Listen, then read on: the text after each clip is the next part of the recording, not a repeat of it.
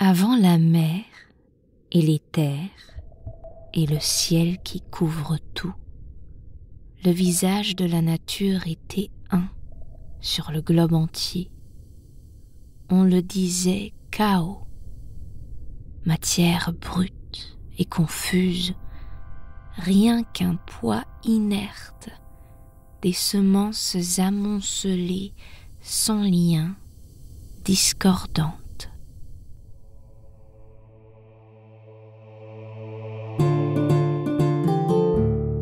Le chaos et ses enfants. La mythologie grecque réinterprétée par Sophia Fabian.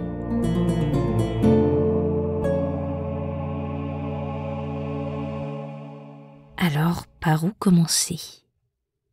Peut-être au tout début, la genèse de l'univers et de tout. Aujourd'hui, c'est le Big Bang. C'est ça pour nous, le début de tout. Mais je crois que je ne suis pas la seule à avoir du mal à l'imaginer. Je fais entièrement confiance aux physiciens qui s'y connaissent, mais ici, on va se concentrer sur le mythe des Grecs. Eux, ils avaient un autre nom pour le début. Ils l'appelaient le chaos. L'extrait que j'ai cité au début parle de ça. C'est un extrait des Métamorphoses d'Ovide et ici j'ai choisi la traduction de Marie Connet, une version que moi personnellement je trouve très belle. Ovide décrit alors le chaos comme un état d'instabilité. Et un peu plus tard, il décrit comment les éléments se disputent. Le froid se dispute avec le chaud, le sec avec l'humide, le mou avec le dur et le léger avec le lourd. Et dans tout cet amas, à un moment ou à un autre, personne ne sait vraiment quand ni comment, il n'y a pas de Big Bang, naît Gaïa, la terre, la mère primordiale, la déesse mère. Cette première vraie forme, cette première forme imaginable qui apparaît est féminine, contrairement au chaos qui n'a justement pas de sexe. Et Gaïa est par ailleurs complètement opposée au chaos. Elle a des formes solides et palpables, elle est la plateforme de la vie. Et à peine Gaïa est-elle née que quelque chose de nouveau grandit déjà au fond d'elle. Et c'est le Tartare, le premier frère de Gaïa, la partie la plus profonde des enfers, qui se trouve à partir de maintenant en son sein. Et il y a d'autres frères et sœurs qui suivent. Nyx, la nuit, et Éreb, les ténèbres, forment un très beau couple qui a des enfants ensemble. Dans ce podcast, nous allons voir plein de relations incestueuses, même et peut-être surtout entre les dieux. Ça ne veut pas dire que les Grecs de l'époque étaient pour l'inceste, ça signifie simplement que les dieux prenaient ce qu'il y avait de mieux. Ils étaient égaux entre eux et ils devaient donc s'unir entre eux. Il y avait pour l'instant rien d'autre. Aussi, on pourrait dire que l'inceste n'est pas si grave chez les dieux parce qu'il n'y a pas de règles de génétique ou d'anatomie comme chez les humains. Ce sont des êtres divins et ils sont au-dessus de tout ça.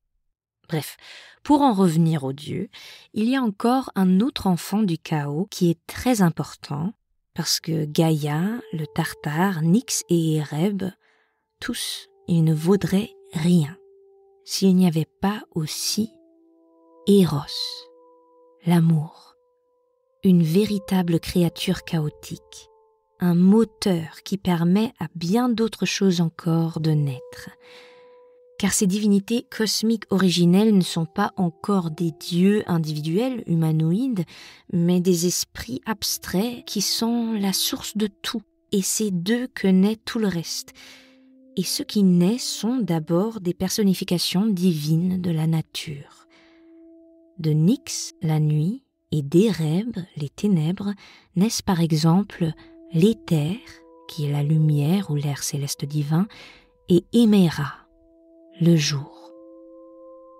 Et juste pour le redire, parce que je trouve ça tellement beau, quand la nuit et les ténèbres s'unissent, naissent la lumière et le jour. Et qui dit jour dit soleil, mais avant le soleil, il nous manque encore quelque chose. Bien sûr, le ciel. Gaïa crée, sans fécondation, sans homme et sans semence, d'elle-même, Ouranos, le ciel. Peut-être qu'elle se sentait seule, peut-être son frère Eros s'est mêlé dans l'affaire. En tout cas, Gaïa se crée ainsi un partenaire à sa hauteur. Ouranos l'englobe complètement. Le ciel pose lourdement sur la terre et la féconde en permanence. Ainsi, Ouranos est en même temps le fils de Gaïa et son amant. Peut-être qu'elle ne l'a créé que pour son plaisir d'ailleurs. Et dans un premier temps, cela semble bien fonctionner.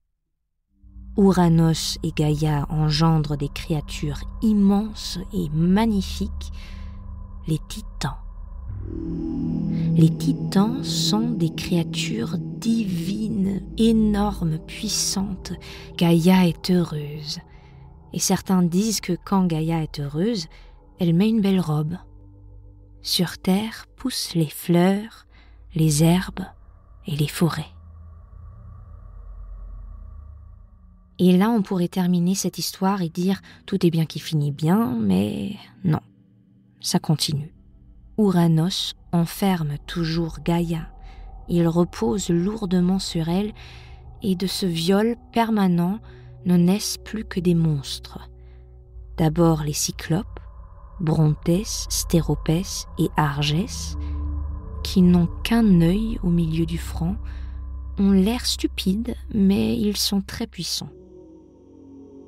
Et le viol continue et Gaïa met au monde 3 autres enfants encore plus horribles, les 3 hécatonchires. Ils sont encore plus grands que les cyclopes, ils ont 100 bras et 50 têtes, et de chaque bouche ils crachent du feu.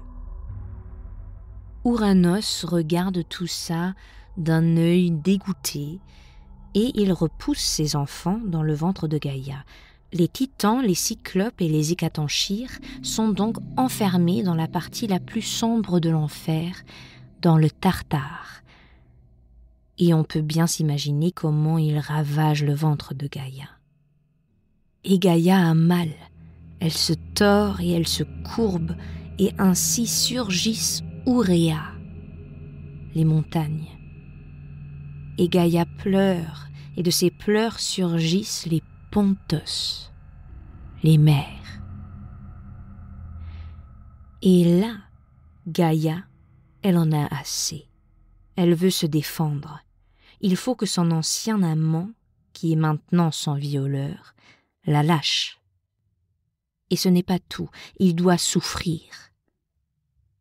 Et Gaïa sait exactement comment faire mal à un être masculin comme lui. Mais Gaïa ne peut pas le faire toute seule. Elle demande de l'aide à ses enfants, les titans. Alors, bien que les titans soient grands, très grands même, Ouranos, c'est le ciel. Donc on peut s'imaginer que la plupart des 12 titans n'osent pas l'affronter. Sauf un, Cronos, le plus jeune des titans.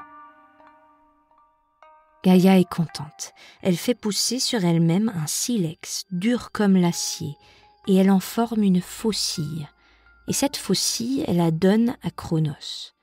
Puis Gaïa lui montre l'endroit approprié et lui donne des instructions de ce qu'il faut faire. Cronos demande de l'aide à 4 de ses frères. Ils doivent fixer leur père. Pour cela, les 4 frères titans se divisent en 4 directions. Koios, Krios, Japet et Hyperion tiennent Ouranos, le ciel, au nord, à l'ouest, à l'est et au sud. Cronos, lui, se cache la faucille dans la main et attend le coït divin et, quand c'est le moment, il donne un signe à ses frères, attrape d'une main l'énorme organe de son père et le coupe d'un coup de sa grande faucille. Ouranos hurle de douleur et lâche Gaïa. Cronos jette l'énorme membre de son père loin derrière lui. Ainsi, le membre d'Ouranos vole par-dessus la terre, jusque devant la côte de Chypre, et tombe dans la mer. Et pour que vous, tout comme moi, vous gardiez bien cette belle vision jusqu'à vos prochaines vacances balnéaires dans vos têtes, imaginez le scénario suivant. L'énorme tube divine dessine un grand arc de cercle en l'air et s'approche de la surface de l'eau, et sur lui, regardant de près, colle et brille encore quelques petites gouttes de sperme divin, et quand tout ceci tombe dans l'eau, l'écume de la mer se mélange à l'écume d'Ouranos, et de cette écume sort une déesse, Aphrodite. Dans une comédie romantique, on s'arrêterait là. Gaïa et les titans sont libérés, la déesse de l'amour est née. Mais non. Pendant qu'on suivait si attentivement le vol du pénis d'Ouranos, on a raté une information cruciale. Pendant le vol, quelques gouttes de sang tombent de l'organe d'Ouranos et fécondent le sol là où elles le touchent. Ainsi naissent les Érénies. Les Érénies sont 3 sœurs, 3 vieilles sorcières qui puent horriblement, et la puanteur suffirait, mais en plus, elles ont des serpents à la place des cheveux, et de leurs yeux coule du sang. Elles sont les 3 déesses infernales Mégère, la haine, Tisiphone, la vengeance, et Alecto, l'implacable. Chez les Romains, on leur donnait le nom Furie. Mais elles ne sont pas les seules qui sont nées du sang d'Ouranos. Suivent les géants, qui, dans leur nature brutale, sont comparables aux cyclopes et hécatonchires. Les géants sont énormes et nombreux. Leur corps humanoïde et musclé repose sur des pieds faits de serpents. Les géants sont nus, ils ne portent que des armes. Et puis il y a encore une 3e charge de petites gouttes de sang qui fécondent Gaïa, les Méliades. Et on pourrait penser que les Méliades sortent un peu du lot de ces êtres horrifiques nés du sang d'Ouranos. Les Méliades sont des nymphes, et des nymphes sont en général de magnifiques esprits de la nature, féminins et toujours nus. Dans d'autres épisodes, on va tomber sur d'autres sortes de nymphes qui seront toujours liées à une forme de la nature. Alors, il y aura des nymphes aquatiques comme les océanides et les néréides, puis des nymphes terrestres, célestes ou infernales, puis il y a les muses, les pléiades, les dryades et bien d'autres. Et donc ici, les Méliades sont des nymphes terrestres, les nymphes des frênes. Et ce n'est pas un hasard.